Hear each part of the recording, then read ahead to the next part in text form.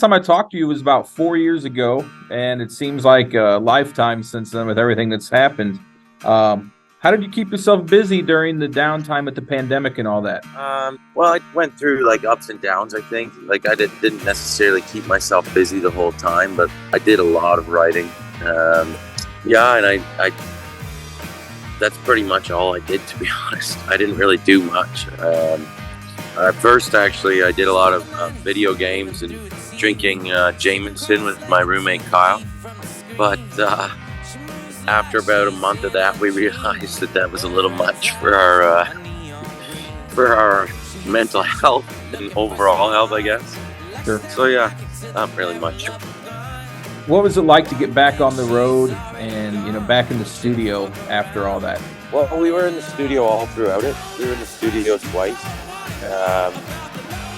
over the pandemic, and then, well, maybe 3 times actually. 3 times, I would say, and then we went to the studio in Nashville, and then we went back to my place in Frederick. Anyways, but so it wasn't really like we stopped, to be honest. Like we very quickly realized that we needed to do something in order to keep our sanity levels. So yeah, we never really left the studio. I know the new album, Glory, just dropped last week, or heck, a couple days ago, actually. I've listened to it twice all the way through, and it's probably one of my favorite albums so far of the year. It seems like you talk about a lot of different experiences in the songs revolving around personal growth and self-acceptance. Were you dealing with a lot of those feelings during writing these songs? Yeah, well, I think that, during COVID, I didn't have a lot of things outside of myself to write about. There wasn't a lot of periods where I was doing much, to be honest, like we talked about. So it really forced me to go down and then like into myself, and also be in a, just a little bit older and getting, I guess, your livelihood changed like that. Just kind of made things really insecure, and I guess in my life, and for the guys as well in their lives. I think for everybody, really, in all honesty. So there was really no choice but to write about that stuff at that time. And I knew I didn't. I wrote a lot of stuff before that was a little more nihilistic and angry. And I just knew I didn't want to put something out into the world at this point that was like that. I wanted it to be, more positive and kind. One thing that really draws me to your music and throughout the years is the honesty of your lyrics. Is that something that is important to you when writing songs? Yeah, I think so. Like, it's kind of hard to know that about yourself, I guess. But one thing that I did notice was a fan commented about the "You Stay Young" lyrics changing from the songs during COVID, or actually more like 16. They were called the isolation songs. Mm-hmm. And "You Stay Young" was one of them. And then we made it for this album too. And one of the lyrics changed, and one of the fans commented about it and asked why. And I got thinking about it, and the reason why I changed the lyrics is because it didn't mean anything to me. So it must say something about my writing process and what I'm trying to do. Sure. You guys are 5 shows in now to your tour. How do you deal with the grind of a big tour like this that you're on? Everybody does it differently.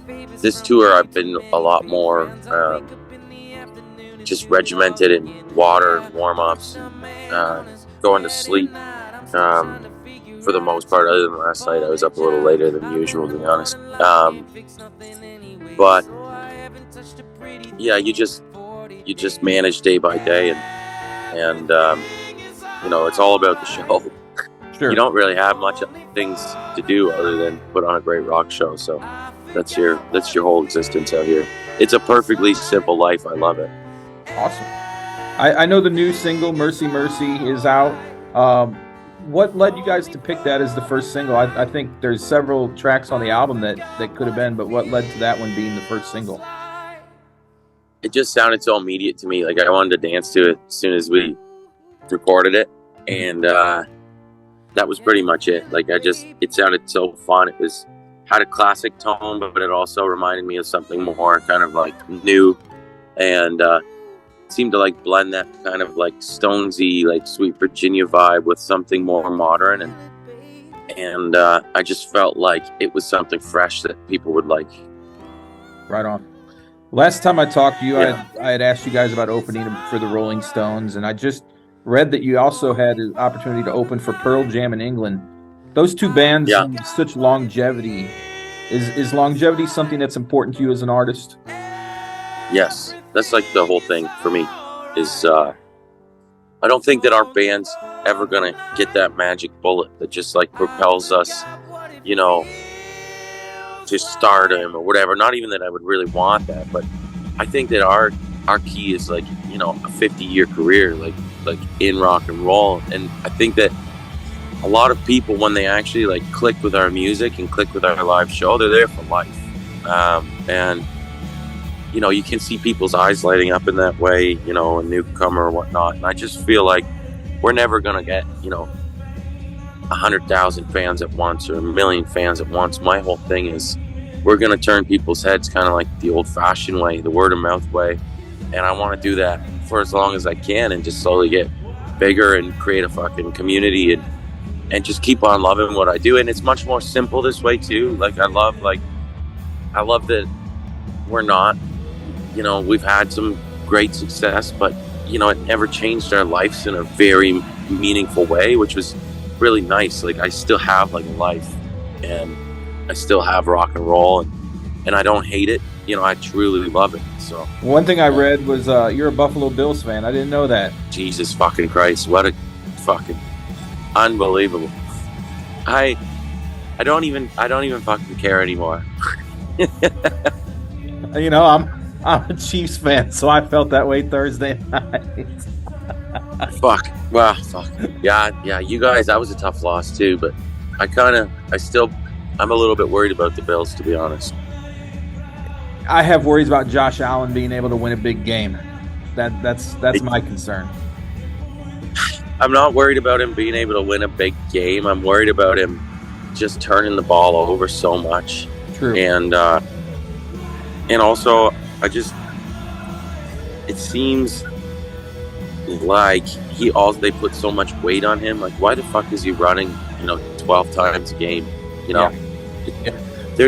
If you have to run 12 times a game, there's something else going on there. And it's not like Mahomes either. There's like 5 or 6 design runs in there. So it's not like Mahomes just finding a break and getting for a first down and jumping out of bounds. It's different than that. He's taking hits and shit. Right. Why? Yeah. I think they're going to be okay this season, but I wish Buffalo well. I like the team, and I feel for their fan base, man. I've been there.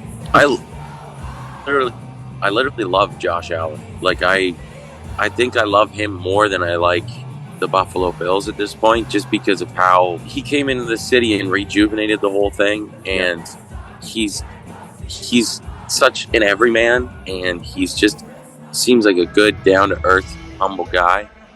But yeah, fuck. I don't know, man. We'll see.